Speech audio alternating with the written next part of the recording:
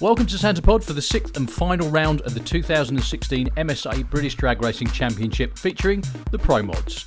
With at least two drivers still able to take the series win and a number of very fast European guests also competing here this weekend, we look set for 2 days of spectacular competition. And add to the fact that every driver seems to be getting quicker race by race, and you can see why new cars are joining the class almost every event. And one of these has been Steve Rawlings. Still trying to get to grips with licensing runs, and it's not an easy thing to get a brand new Pro Mod car to run straight and true. So as we move into the first of Saturday's 3 scheduled licensing runs, first out will be Steve in the beautifully prepped Corvette. Big wheelie, I bet that woke him up. Shows just how much power these cars have.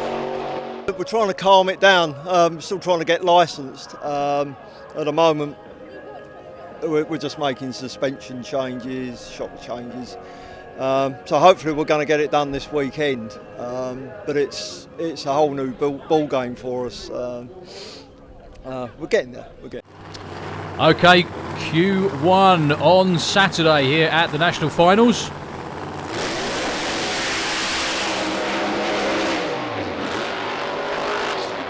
Biggest field in a long while we've seen for the MSA Championship at an MSA only event. That is, obviously the international events attract big international visitors. And one of those is right there, Maurischat from Germany with the supercharged Corvette. Far side of the track, great to see Bobby Wallace back with the Willis. No mistake from either driver. Marco blasts on through with a 6.13, 2.27. That's his quickest run ever. Bobby with a 6.42. Very good indeed as well. Chris Isaacs, great to see him back after a couple of events off with the turbocharged Duster against Jean Delemont. There he is with the Camaro from the southwest of France. Big tyre speed off the start line for Chris Isaacs. No problem at all for Jean. Motors on through to a 6.43, 2.23.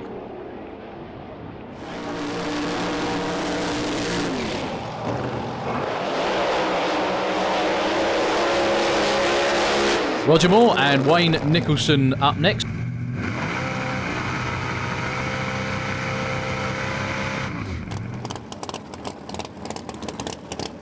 Roger had a bit of an up and down season and quite a bit of damage that him and Dave have had to keep track of through the summer with the Challenger Solutions Viper. Well capable of going in the 6.3s. Wayne Nicholson over there in the Lucky Devil hoping for 6.3s sometime soon. Well, 2 full runs for both of them. 6.60 for Roger, Wayne with a 6.85.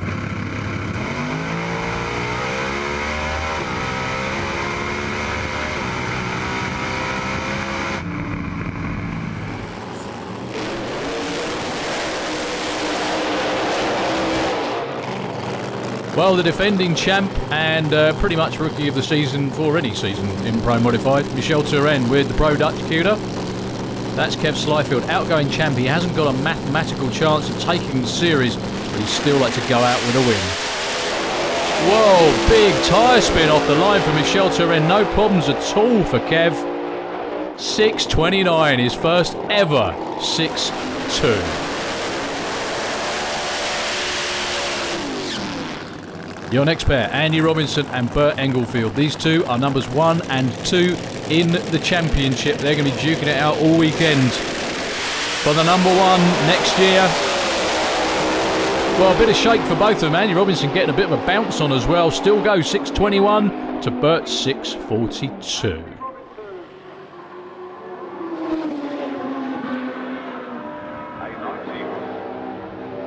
So, back in the pits to check the cars, and a very happy Maurischat.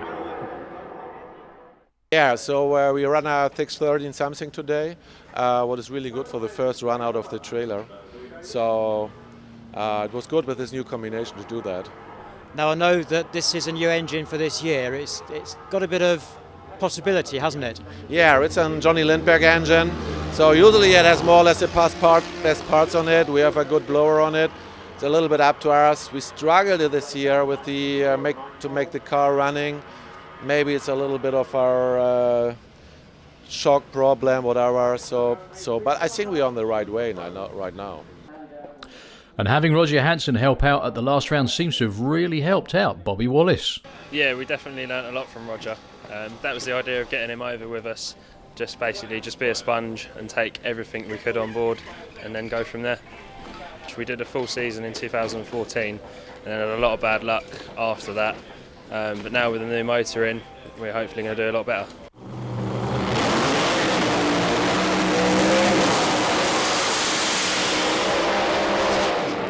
So Q2, and one of these drivers is in the 8-car show at the moment. That's Wayne Nicholson. On the far side in the Pro Dutch Cuda, Michel Tooren isn't. Michel gets right over to the wall, just manages to save it and goes through with a 686. He's not qualified at the moment though. Wayne with a 707. Next out, Jean Delemont already in. Chris Isaacs not in the show at the moment. In the duster in the far lane. Chris with tyre spin problems again. Jean Delemont off and running. 662.11. No improvement for him.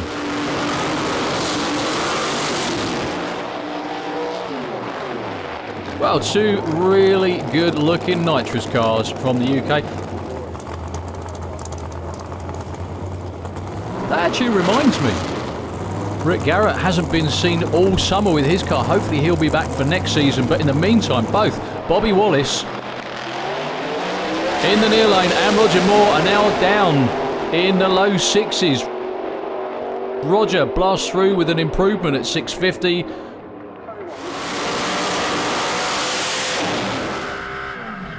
So, Andy Robinson, far lane. Bert Englefield near side the racetrack.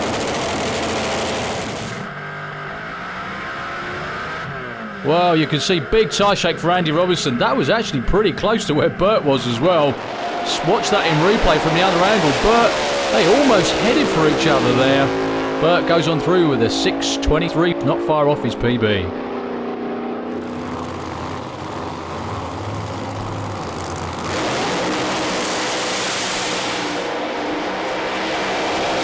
Well, the way qualifying works is the two quickest cars from the first round of qualifying go last in this session, and that was these two, Kev Slyfield, Marco Maurischat. Marco looking to improve on a 613, Kev looking to improve on a PB of 629.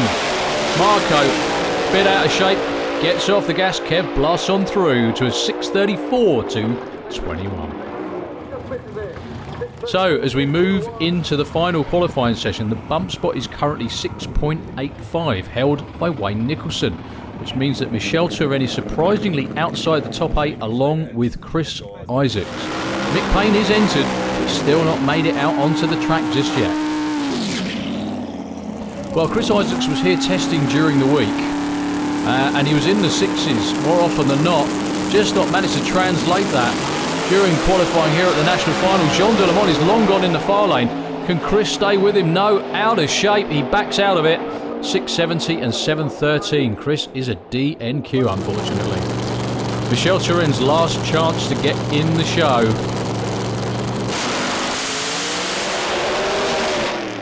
Well, backs off it. A couple of 100 foot out. Not sure what the problem was. Didn't really have any visible tyre shake from here. But Michel Tooren will not be in the show. That wouldn't have been a surprise at Easter. At this end of the season, it really is. So Andy Robinson getting pushed back. It will be Kev Slyfield on a solo run. Already run 6:29.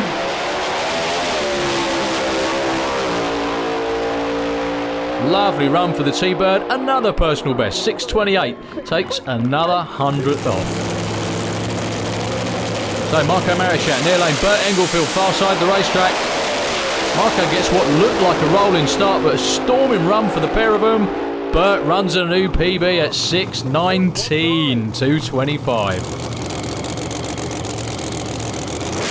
So Andy Robinson just out for a test run. He's out of session. Pedals the car off the line a little bit. Goes through with a 6:17 at 2:30. That run doesn't count, and Bert stays at number 2. Yeah, we knew it was going to run a team this year. We lost, because of the weather at the Euro finals, we lost one day, so it put us back a couple of runs. So we're sort of where we should be now at the Euro finals. It's getting real close now, and next year it's going to be a hard championship to win. We're starting a new car over the winter and take our time, and this one can go a little bit quicker probably. And what went wrong for Michel Tooren? We have changed to another clutch package, and yesterday evening we normally run with liners, but the liners are broke, and now we run on bead locks, and that's the clutch and the wheels. That's a whole different story now to find a right setup to run fast. I guess this is in preparation for next season, really. Yeah, the clutch is for next year, but the liners, that was not supposed to happen. But on the Euro finals, the last round was real hard shake, and we damaged the rims, and yeah, it's a little bit unlucky. So we had a first round, a problem after the first round with Bruno. We managed to solve that, and yeah, the last 2 rounds have been really good. So it's personal best after personal best? Well, it seems that way, yeah, may it continue, but yeah, no, we've done really well. We came this weekend, all we wanted to do really is to run a 20, and we've done 2, so yeah, couldn't wish for anything better. So, a quick look at the qualifying list, and it's Marco Maurischat on the top, with Andy Robinson moving down to 3rd position behind Bert. And a whole lot of cars now running consistent low and mid 6-second times. Yeah, it's getting crowded now, isn't it? I mean, Bert and Andy done a superb run at 19, that's really good. Congratulations on them. 17 we did, as far as we're concerned, doesn't count. It was out of session, but we're kind of pleased to have gone that fast anyway. Eliminations tomorrow, do you know who you've got yet? I think we have Jean Doulemont. And he can run a 30. He's run 30s before, and know what you can't count on anything. So you have to treat everything sensibly. And those guys, everyone's fast. And obviously tomorrow morning, you know, we don't know what the weather's going to do overnight, and the track's always cooler first thing, which is good sometimes, but sometimes it goes against you.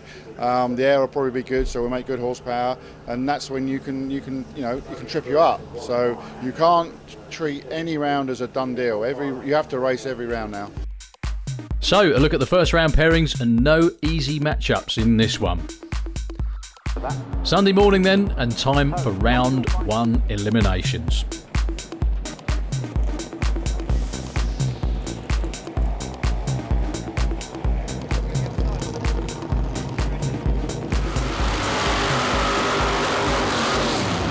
So Kev Slyfield against Bobby Wallace. Bobby had actually been in the 6.3s in testing, was in the 6.4s this weekend, so that new engine combination in there and the help from Roger Hansen certainly hasn't got him going in the right direction. So Kev Slyfield, been in the 6.2s, Bobby, potential for 6.3s. Kev's already a car length in front past the tree. Bobby's not letting him run away though. What a great race. 6.28 PB again for Kev, and a PB in competition for Bobby at 6.37. So this is one of the championship mashups then. Bert Englefield in the far side of the racetrack needs to win and keep on winning. He's running alongside Jean Doulemont with the Bad Apple Camaro from the southwest of France. Really improved consistently and elapsed times throughout this summer has John.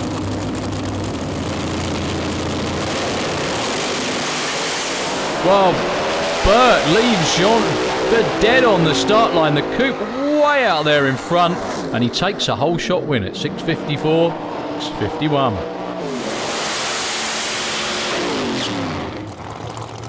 Battle of the Orange Cars from the UK. Andy Robinson has already seen Bert Englefield go through. He's actually in the lead in the points, but it all comes down to this nerve-jangling event at the end of September. So Andy Robinson near side, Roger Moore far side. Roger Moore gets the jump off the start line. He's actually ahead of Andy Robinson going past the tree. Can the Camaro catch him? And he does, just by a couple of car lengths. 6.18 to 6.35, personal best for Roger Moore.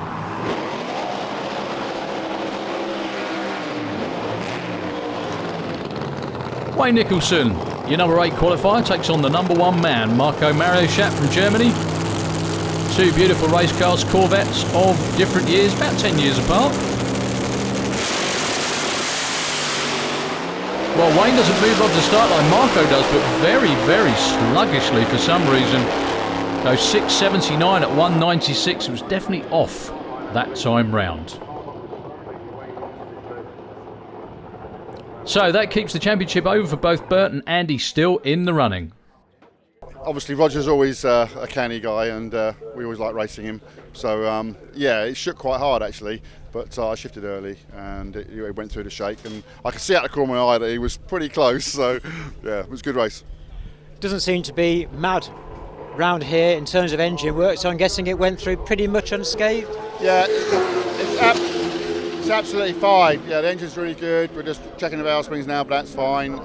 So, yeah, all good really. And back to Roger, it got PB, so that's excellent. It was a good run, 6:35. Beat Andy off the tree, which is a good thing to do and unusual. And we had him till about 1,000 feet, and then the power of the blown cars come through as per normal, and they come past at the end. Now, I know you said that there was a bit of a pop at the end and you pretty much destroyed the inside of the motor. Are you going to put it back as it was, or are you always looking to try and step up? Because there's a few people doing 620s and 610s now in this class. Yeah, you don't have to tell me that, I know. Yeah, you always have to keep moving on. I need to look at the budget over winter and sell some children or something and see if I can come out again next year. Semi-final time then, and don't forget that if Bert beats Andy and goes on to win the event, he will take the championship. So the first pair roll round underneath the tower. It's going to be Maurischat taking on the outgoing MSA champion, Kev Slyfield. Kev's been in the 6.2s most of the time. Marco has been in the 6.1s, but crucially, he's only done it once on his very first qualifying run.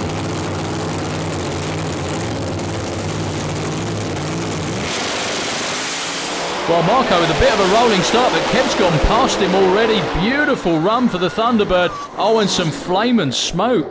6:26 personal best, but that will be tainted by a bit of engine damage, I'm sure.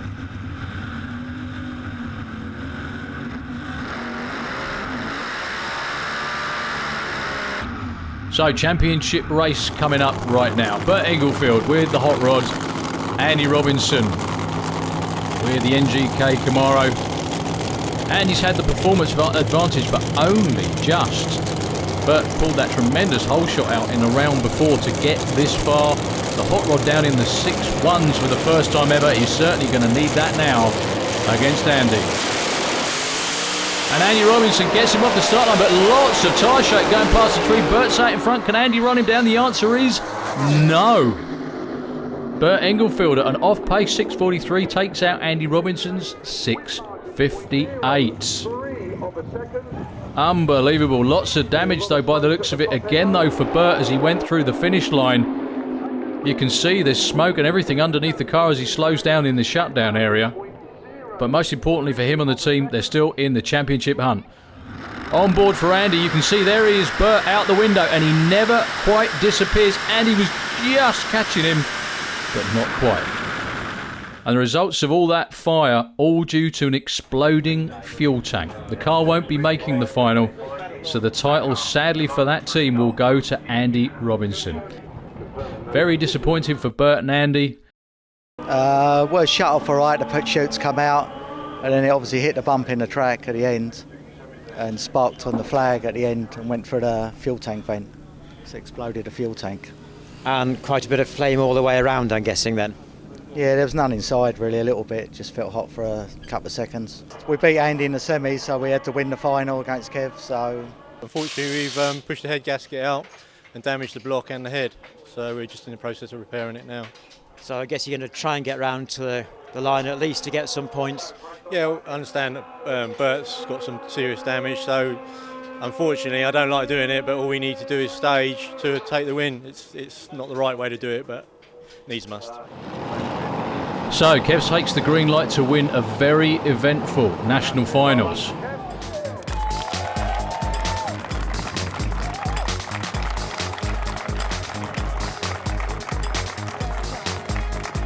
But the championship in the end goes to Andy Robinson, and he's still not happy about losing that semi-final race. No, I messed up as a driver. My crew worked really hard, and I think I hit second gear as I left the start line, inadvertently, and it's a bit upsetting really because it was going to be a good race. So yeah, I'm not. It's been down to consistency really, so it must be good for the whole crew, the fact that you've got the championship at the end. Yeah, of course, the crew, and it's there for them and to work the way they do. For me to be able to win the championship, it's for all of us, it's great. But this year's been really tight, and the Pro Mods moved up a notch, and the guys who have been racing for some years have really stepped up, and it's great to see Bert and Kev all moving their numbers, and Roger doing PBs. I mean, we had about 3 cars doing PBs, best PBs this weekend alone.